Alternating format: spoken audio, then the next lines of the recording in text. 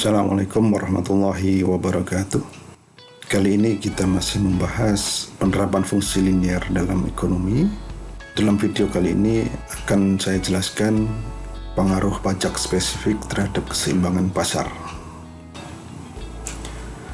Terlebih dahulu kita pahami pajak spesifik merupakan tarif pajak yang ditetapkan terhadap suatu jenis barang tertentu. Nah, tentu saja penerapan pajak terhadap barang tersebut akan mempengaruhi equilibrium atau titik keseimbangan pasar dari barang tersebut.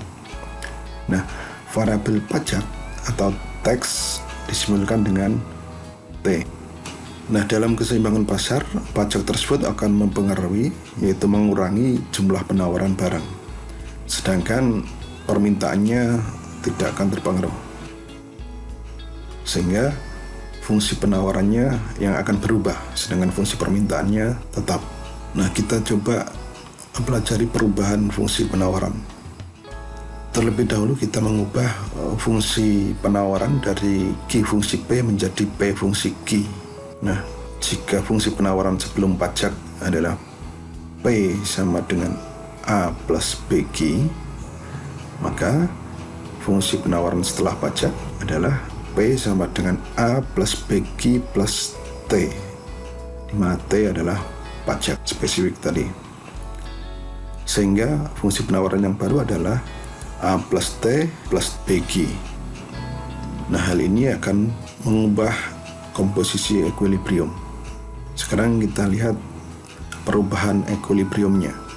Jika fungsi penawaran sebelum pajak kita simbolkan dengan QS, dan fungsi penawaran setelah pajak kita simbolkan dengan QS aksen, maka kita bisa menggambarkan perubahan fungsi penawaran tersebut dalam sebuah grafik.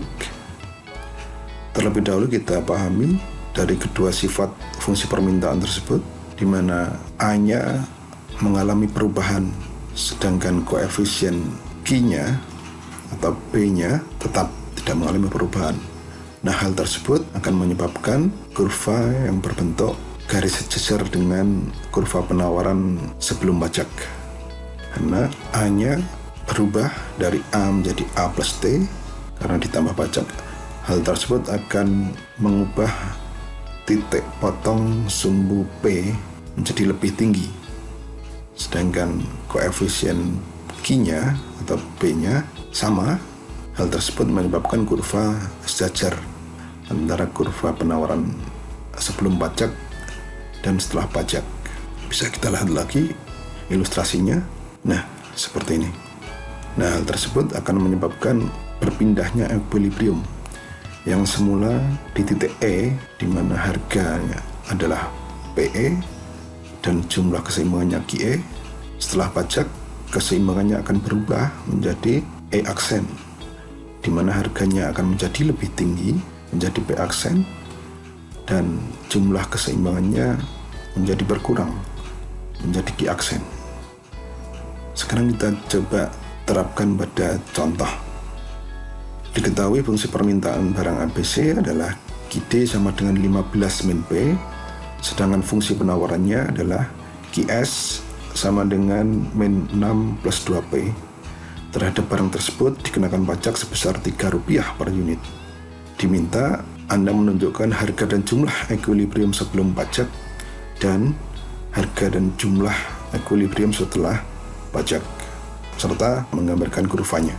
Kita hitung terlebih dahulu equilibrium sebelum pajak, di mana equilibrium syaratnya adalah QD sama dengan QS, maka 15 min P sama dengan min 6 plus 2P. Seperti biasa, variabel yang sama kita jadikan satu, kita pindah ruas, sehingga ditemukan harga keseimbangan sama dengan 7. Kemudian harga keseimbangan tersebut kita masukkan ke dalam fungsi permintaan maupun fungsi penawaran, di mana hasilnya akan kita dapati hasil yang sama, yaitu 8. Sehingga kita ketemukan kondisi equilibrium barang tersebut, harga keseimbangannya 7, jumlah keseimbangannya 8. Selanjutnya kita mengubah fungsi penawaran, karena kita ketahui bahwa pajak akan merubah fungsi penawaran. Sedangkan fungsi permintaannya tetap. Terlebih dahulu kita ubah bentuk fungsi penawarannya dari Q fungsi P menjadi P fungsi Q. Variabel harga atau P kita pindah ke ruas kiri, sedangkan variabel Q kita pindah ke ruas kanan, sehingga menjadi min 2P sama dengan min 6 min Q. Selanjutnya, karena P koefisiennya minus 2, maka semua elemen akan kita bagi dengan minus 2. Min 2P dibagi min 2, ketemu P. Min 6 dibagi min 2, ketemu 3. Min Q dibagi min 2, hasilnya plus setengah Q. Nah, kita berhasil mengubah fungsi penawaran dari Q fungsi P menjadi P fungsi Q.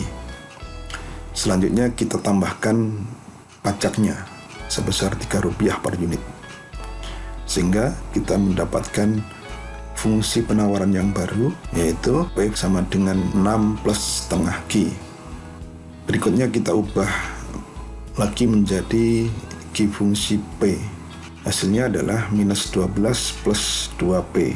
Jadi fungsi penawaran yang baru setelah adanya pajak adalah Q sama dengan min 12 plus 2P. Selanjutnya kita menghitung equilibrium setelah adanya pajak. Bisa kita hitung fungsi permintaannya tetap, sedangkan fungsi penawarannya kita ambilkan fungsi penawaran setelah pajak. Dengan cara yang sama kita hitung harga keseimbangannya ditemukan Rp9. Kemudian kita masukkan ke dalam fungsi permintaan maupun fungsi penawaran, akan kita dapatkan jumlah keseimbangan, yaitu 6 unit. Jadi setelah adanya pajak, harga keseimbangan berubah menjadi Rp9 dan jumlah keseimbangan menjadi 6 unit. Selanjutnya kita mencoba menggambarkan perubahan equilibrium barang ABC tersebut. Pertama kita gambarkan fungsi permintaannya, kemudian fungsi penawarannya, penawaran sebelum pajak. Nah, di sini garis putus-putus yang ada di daerah minus merupakan garis bantu, tidak kita terjemahkan sehingga bisa kita buang. Nah, kemudian dari perpotongan fungsi permintaan dan fungsi penawaran ini kita gambarkan equilibriumnya, ketemu harga equilibrium 7 dan jumlah equilibriumnya 8. Berikutnya, setelah adanya pajak, maka penawarannya akan berkurang, bergeser ke sebelah kiri.